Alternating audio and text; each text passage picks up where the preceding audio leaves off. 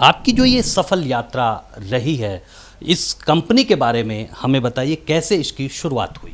2007 में हमने पहली बार इसमें एक मैन्युफैक्चरिंग प्लांट डाला और उसके बाद 2010 में इसका एक मैन्युफैक्चरिंग प्लांट हमने डाला। कौन कौन सी मेडिसिन है जिस पर आपको लगता है कि आपका एकाधिकार है?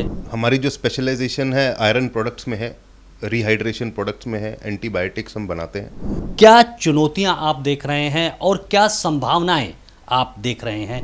आज भारत को फार्मेसी ऑफ द वर्ल्ड कहा जाता है। आपके साथ जुड़ना चाहता है, उनको क्या भरोसा आप देंगे? हमने अपने इन्वेस्टर्स को हमेशा बेनिफिट दिया है। कंपनी को आप भी जो विस्तार दे रहे हैं उसको विदेशों में भी अपने प्लांट को स्थापित करना चाहिए, उस योजना के बारे में थोड़ा बताइए। लगभग 2 लाख करोड़ की आज हम भारत से दवाई की और जो सर्जिकल्स, मेडिकल डिस्पोजेबल्स, इन सब की मिला करके एक्सपोर्ट करते हैं। या भारत की इस जो मेडिकल इंडस्ट्री है इसके बारे में बताते हैं तो किस तरह का रिस्पॉन्स वहाँ पर मिलता पर आज बहुत से ऐसे प्रोडक्ट बनते जा रहे हैं जिसके अंदर चाइना हमसे बहुत पिछड़ चुका है? जब आप कंपनी का विस्तार करने जा रहे हैं, कितना है? ये ज़रूर आश्वासन देते हैं कि अगले 3 साल में हम अपने टर्नओवर को 2.5 गुना कर देंगे।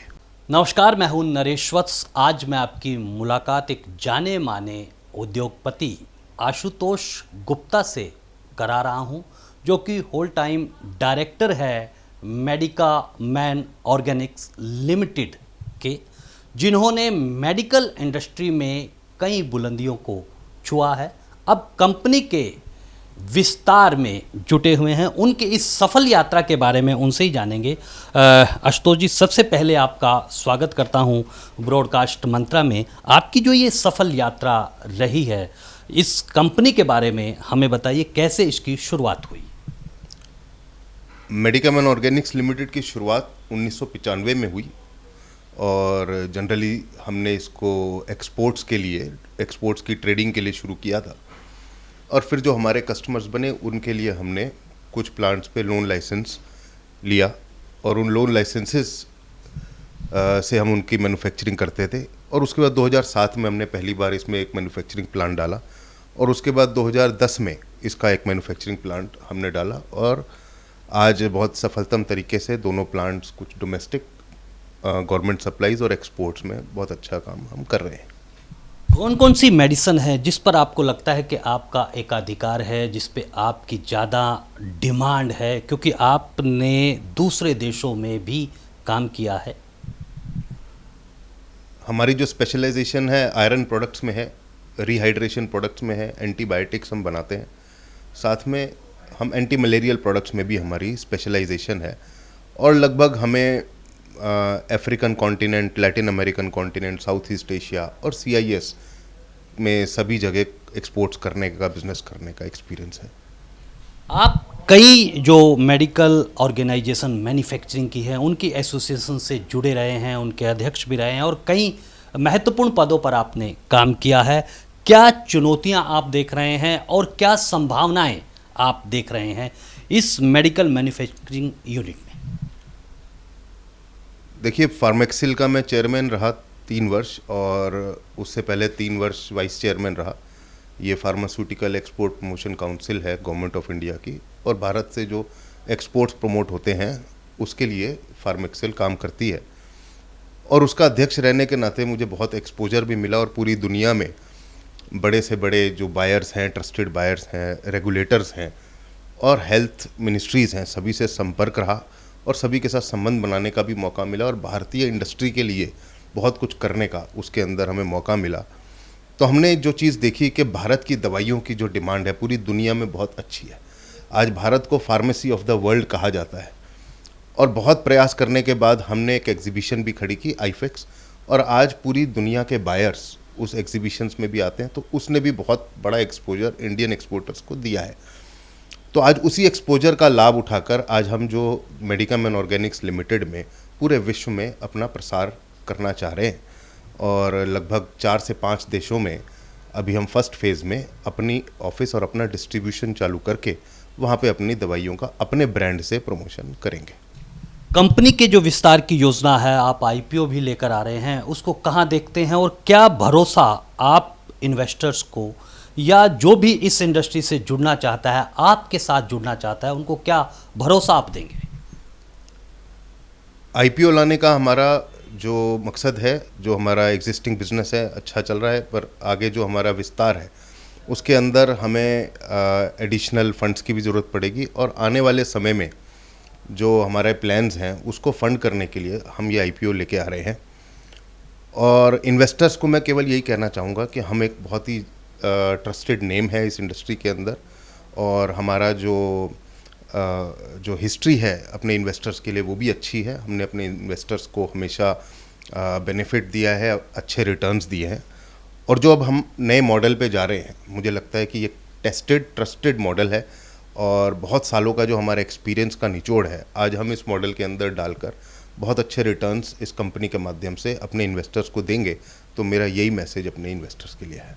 हमने देखा कि पिछले कुछ समय से प्रधानमंत्री नरेंद्र मोदी ने और केंद्र सरकार ने किस तरह से जो भारतीय प्रोडक्ट है वो विदेशों में जाए।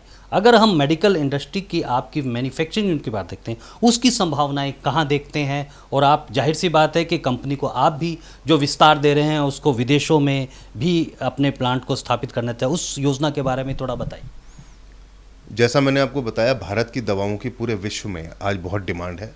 जो हमारा मेन कॉम्पिटिटर है चाइना, वो हमसे कहीं पीछे है, और जो मैंने पूरे सब जगह देखा कि एक डिमांड हम लगभग 2 लाख करोड़ की आज हम भारत से दवाई की और जो सर्जिकल्स, मेडिकल डिस्पोजेबल्स, इन सब की मिला करके एक्सपोर्ट करते हैं। तो मुझे लगता है कि ये एक बहुत बड़ा मौका आज भारतीय इंडस्ट्री के पास है, जो प्रधानमंत्री नरेंद्र मोदी जी आज पूरी इंडस्ट्री को प्रमोट कर रहे हैं, हर इंडस्ट्री को ही प्रमोट कर रहे हैं, पर हमारी इंडस्ट्री को भी स्पेसिफिकली अच्छा प्रमोशन मिल रहा है। और जो हमारी टारगेट मार्केट्स हैं आज वहाँ पे भी, जैसे अफ्रीका हमारी टारगेट मार्केट है, तो वहाँ पे आज G20 में अफ्रीका जुड़ा है। तो आज हमें भी एक हिम्मत बनी है, एक उम्मीद बनी है, क्योंकि कोविड के बाद अफ्रीका की बहुत सी इकोनॉमीज़ बहुत डेलिकेट हैं, डॉलर्स नहीं हैं, कहीं ना कहीं इकोनॉमीज़ बहुत फ्रेजाइल हुई हैं। तो आज उसको G20 में जोड़कर अफ्रीका के लिए एक नई उम्मीद जो नरेंद्र मोदी जी ने जगाई है, साथ में जो वॉस्ट्रो अकाउंट के थ्रू रुपी ट्रेड शुरू होने वाला है, तो मुझे लगता है कि जो इनका तीसरा कार्यकाल रहेगा उसके अंदर जो रुपी ट्रेड शुरू होगा, उससे जो डॉलर की शॉर्टेज है अफ्रीका की, वो चीज़ दूर होगी। तो हम उसी को आगे लेते हुए, उसी को मद्देनज़र रखते हुए अफ्रीका में प्रसार अपना करने जा रहे हैं। अभी आपने हाल में अफ्रीका की भी यात्रा की है, मॉरिशस आप गए हैं।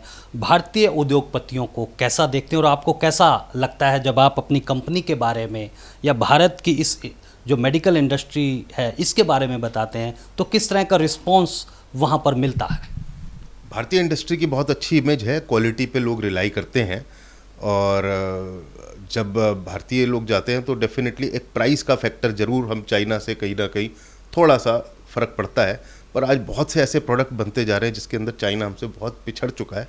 और जहाँ पे नॉलेज की बात आती है, जहाँ पे IPR की बात आती है, जहाँ पे स्ट्रॉन्ग डॉसियर्स की बात आती है, स्ट्रॉन्ग रेगुलेटरी की बात आती है, वहाँ पे इंडिया चाइना से कहीं आगे है। तो मुझे लगता है जो देश आज इंडिया से इंपोर्ट करना चाहते हैं, जिनकी रेगुलेटरी सिस्टम्स बहुत स्ट्रॉन्ग हैं, वो आज चाइना के बदले इंडिया पे ज़्यादा निर्भर करते हैं।